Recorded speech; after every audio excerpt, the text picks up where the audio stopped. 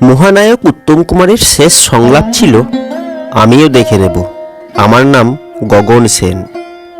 এই সংলাপ বলতে বলতেই মহানায়ক অসুস্থ হয়ে পড়েছিলেন। ছবির নাম ছিল অগবধূ সুন্দরী। এটি উত্তম কুমারের জীবনের শেষ ছবি।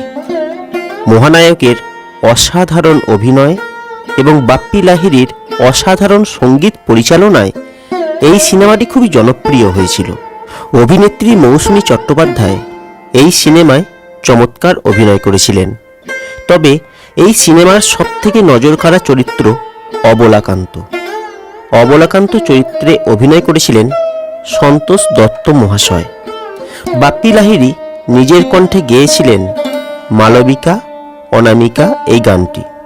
এই গানটিতে তারুণ্যের ছোঁয়া যেন এক ঝলক টাটকা বাতাস এনে দিয়েছিল। আশা ভোঁসলে গেয়েছিলেন তুই যত ফুল দিস না কেন এই গানটি। এক কথায় এটি একটি অবিস্মরণীয় গান। আবার পার্টি সং হিসাবে ও ড্যাডি ও মাম্মি এই গানটির আবেদন দর্শককে মুগ্ধ করে রাখে।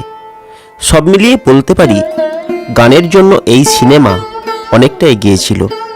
উত্তম কুমার এবং মৌসুমী চট্টোপাধ্যায় ছাড়াও এই সিনেমায় অভিনয় করেছিলেন সুমিত্রা মুখোপাধ্যায়, রঞ্জিত মল্লিক, বিকাশ রায় প্রমুখ বিখ্যাত অভিনেতাগণ।